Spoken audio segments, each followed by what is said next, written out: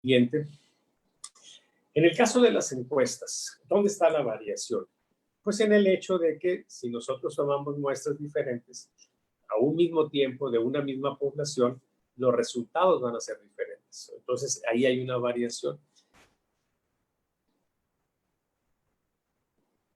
Es el tema de las encuestas, justamente atender esa variación. Por eso, cuando ustedes ven el reporte de una encuesta relativamente seria, siempre van a encontrar que dan una estimación, dicen, el candidato tiene esta posibilidad de ganar, tiene este apoyo de tanto por ciento, pero se señala un margen de error y también un porcentaje de confianza que por lo común es 95%. ¿Sí? Si ustedes ven este segundo tema de que es un 95% de confianza, lo que pueden entender del modo que se puede traducir es que de cada 20 encuestas nosotros podemos esperar que una falle. Vamos a decir que 2, porque no se da de manera tan pura la situación de la aplicación, pero que fallen todas o casi todas, eso ya no tiene sentido.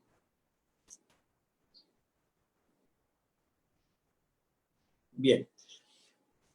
El fenómeno de mutación, variación de poblaciones, lo que nos tiene ahora en esta situación, lo que se modificó y que afectó al mundo de las encuestas, es que se da este fenómeno, ¿sí?, de la mutación de poblaciones. Y entonces se refleja eso en que fallan todas o casi todas las encuestas. Esto ocurre, como ya lo dijimos, desde finales del siglo pasado, y ahora es una situación común. Hay una gran cantidad de fenómenos electorales y de fenómenos sociales donde se han tomado decisiones en base a encuestas donde las predicciones han fallado. Y bueno, sobre esto, las compañías encuestadoras que son pues presionadas para que expliquen qué fue lo que sucedió, por qué sus pronósticos fueron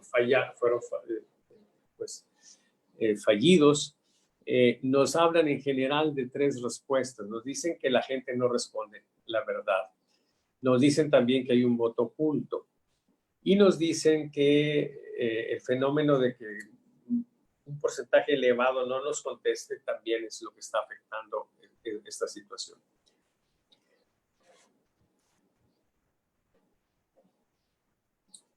Aquí tendríamos que hacer una situación, un poco más acotada, porque no es el tema de que fallen las encuestas en general. O sea, lo grave no es eso. Siempre habrá encuestas que están mal hechas. Hoy en día, por ejemplo, estamos teniendo una gran cantidad de encuestas que se realizan a través de las redes sociales, Facebook, etcétera, que no garantizan una adecuada aleatorización. Pues que esas encuestas fallen y encuentren cosas absurdas, como hace algunos meses que nos dijeron que el problema principal a nivel nacional de los mexicanos son los baches. Ese tipo de cosas absurdas se van a suceder siempre. Pero el punto central, lo que hace relevante eso, es que fallan las encuestas bien hechas. O sea, en el mundo actual, encuestas bien realizadas fallan.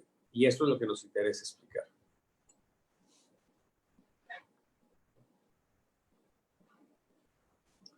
Muy bien, vamos a ver las 3 respuestas que la gente plantea, ¿sí? Que la gente miente. Esta respuesta es muy difícil de aceptar porque tendríamos nosotros que aceptar entonces que la gente miente ahora, pero que antes no mentía. O sea, tuvo que haber sucedido, tendríamos que explicar que algo ocurrió a finales del siglo pasado y principios de este que nos hizo mentirosos. Y la verdad no hay ninguna posible explicación. De hecho, los cambios en la naturaleza humana pues, son muy lentos. Y que la gente mienta, pues siempre ha mentido y siempre va a mentir. Eso lo sabemos.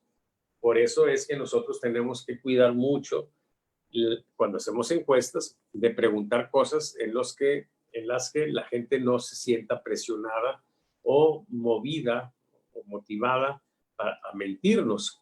Es claro, pues, que si nosotros preguntamos cosas como si pagan los impuestos, si son fieles a sus parejas, etcétera, la gente nos va a responder con el deber ser. Y no solo eso, La gente también a veces se siente muy impulsada, muy movida a contestarnos de un modo cuando la pregunta compromete de algún modo sus capacidades intelectuales. Por ejemplo, todas las preguntas que empiecen con la siguiente frase, ¿sabe usted que tienen una posibilidad grande de que la gente nos responda sí? Porque la gente pues le gusta sentirse conocedora, sabedora.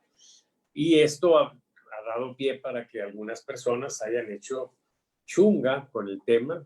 Recuerdo hace algunos años en Sudamérica, en un país se hizo la pregunta siguiente en las calles, decían a la gente, ¿sabía usted que el secretario de Salud Pública ha determinado que en virtud de que llevar 9 meses un embarazo es algo muy pesado, pues ha decidido modificar y cambiar el periodo de gestación de los bebés de 9 a 5 meses? ¿Está usted enterada de eso?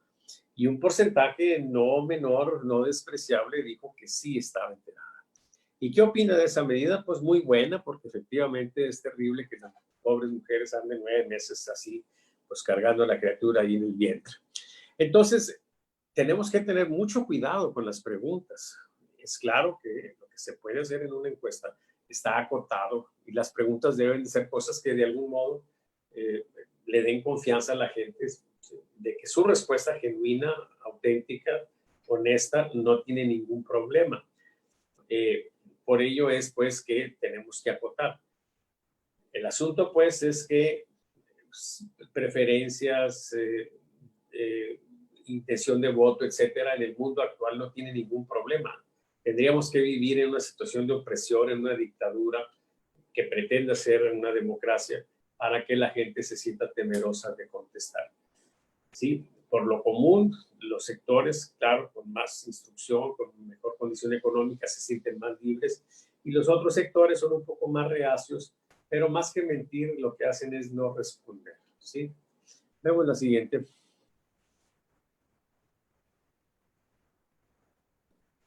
Aquí hay otra situación, que la tasa de no respuesta se ha incrementado. Esta es una cuestión bien interesante porque la explicación no es tan directa, no es tan simple. Que la gente no nos responda podría tener un efecto si no nos responde por una sola causa, una causa fundamental. Eso podría distorsionarlo a condición de que se diera otra situación, de que esa cosa fundamental por la cual no nos responda tuviera relación directa con lo que estamos buscando, con lo que estamos preguntando. Por ejemplo, imaginen ustedes que nosotros estamos preguntando si les gusta el fútbol, ¿sí?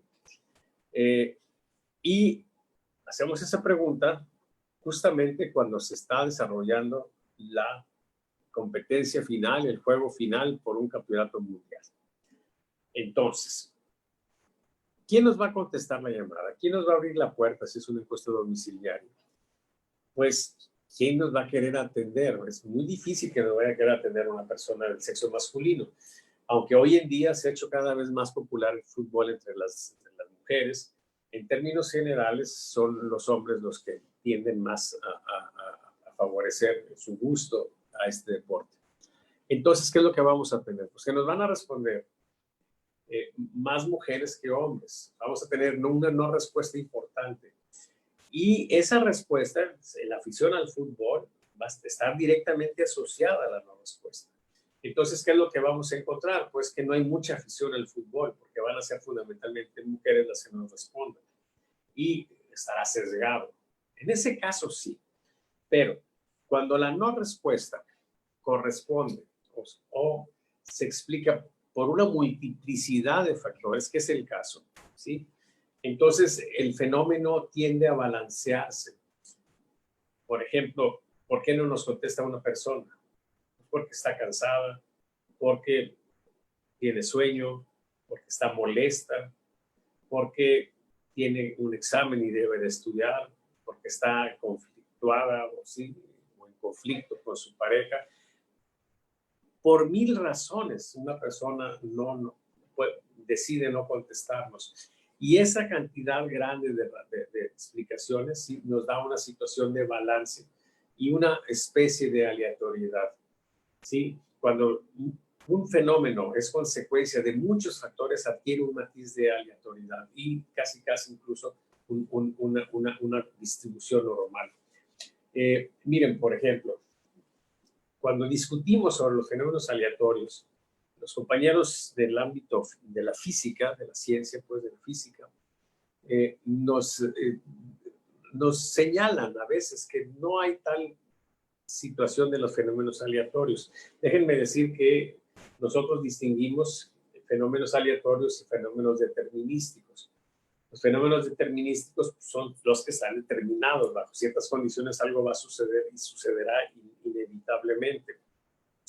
La física se movió en esos parámetros de manera muy exitosa hasta llegar a la ley de gravitación universal de Newton, que todavía hoy nos sorprende, porque es un portento que nos digan, por ejemplo, en el caso de la astronomía, que un cometa va a pasar tal día, a tal hora, ¿sí?, a los tantos minutos y tantos segundos, se va a ver en un punto determinado de la Tierra.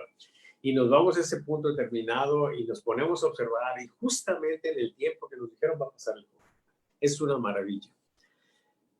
Eso es lo que en matemáticas se entiende, la ley de gravitación universal, como resolver el problema de los dos cuerpos. Tenemos dos cuerpos, sí, tienen un movimiento que está relacionado entre ellos.